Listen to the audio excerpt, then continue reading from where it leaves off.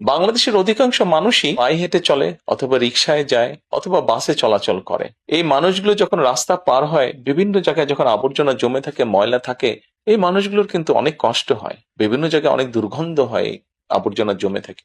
তবে আমরা যদি সকলে মিলে একটু সচেতন হই, আমরা যদি নিজেরা সচেতন হই, যত্রতত্র যদি আমাদের ব্যবহারকৃত আবর্জনাগুলো যদি যত্রতত্র আমরা না ফেলে দিই, আমরা যদি একটি নির্দিষ্ট জায়গায় এই আবর্জনাকে জমা করি এবং নির্দিষ্ট উপায়ে যদি এটাকে পরে ধ্বংস করি, তাহলে যেমন আমাদের পরিবেশটি ভালো থাকবে, ঠিক একইভাবে আমরা আমাদের পরিবেশটাকে সুন্দরভাবে রাখতে পারবো। দেখুন, অনেক জায়গায় আমি দেখেছি, গত কয়েক মাসে যখন আমি দেশের বিভিন্ন জায়গায় গিয়েছি, হয়তো কোনো একটি পুকুরের পাশ দিয়ে যাচ্ছি, দেখেছি পুকুরের ভিতরে বিভিন্ন রকম ময়লা স্তূপ হয়ে পড়ে আছে, অথবা পুকুর পাড়ে বিভিন্ন ময়লা স্তূপ হয়ে পড়ে আছে।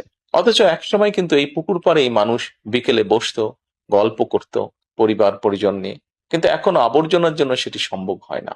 ঢাকা শহরেও বিভিন্ন পার্ক আছে, বিভিন্ন জেলা শহরেও বিভিন্ন পার্ক আছে। আমরা পার্কগুলোতে যাচ্ছি বিকেল বেলায় পরিবার পরিজনকে সাথে নিয়ে, কিন্তু গিয়ে যখন আমরা চিনেবাদাম খাচ্ছি, অথবা চিপস খাচ্ছি, অথবা বাচ্চারা লজেন্স খাচ্ছে, খেয়েই আমরা জিনিসটা সেখানে ফেলে দিচ্ছি। আমরা যখন যাই তখন হয়তো যারা পরিচ্ছন্ন কর্মী তারা হয়তো পরিষ্কার করে রাখছে, কিন্তু আমরা যখন বেরিয়ে আসছি তখন আর সেটি আগের মতন পরিষ্কার থাকছে না। কিন্তু যদি যে পরিষ্কার থাকতো, আপনি যদি পরিষ্কার করে রেখে আসেন, আপনার পরবর্তীতে যে যাবে সেও সেই পরিচ্ছন্নতা, সুন্দর পরিবেশটি উপভোগ করতে পারবে। কাজে আসুন না, আমরা যদি আজকে থেকে প্রত্যেকে সচেতন হই, আমাদের হাতের আবর্জনা বা ব্যবহৃত আবর্জনা যদি নির্দিষ্ট জায়গায় সুন্দরভাবে আমরা গুছিয়ে ফেলি, তাহলে ধীরে ধীরে হয়তো আমরা আমাদের এই বাংলাদেশটাকে আবর্জনা মুক্ত করতে পারবো, সুন্দর একটি পরিবেশ গড়ে তুলতে পারবো। দেশটা তো আমাদের সকলের। আমরা সকলে মিলে যদি চেষ্টা করি, সকলে মিলে যদি একটু একটু করে করি, তাহলে আমরা বড় কিছু করতে সক্ষম হব। প্রিয় দেশবাসী, আপনাদের কাছে আজকে এই সহযোগিতাটা আমি চাইছি।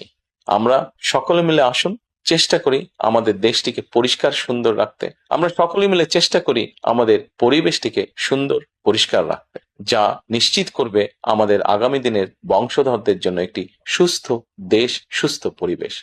সকলকে আন্তরিক ধন্যবাদ। আসসালামু আলাইকুম।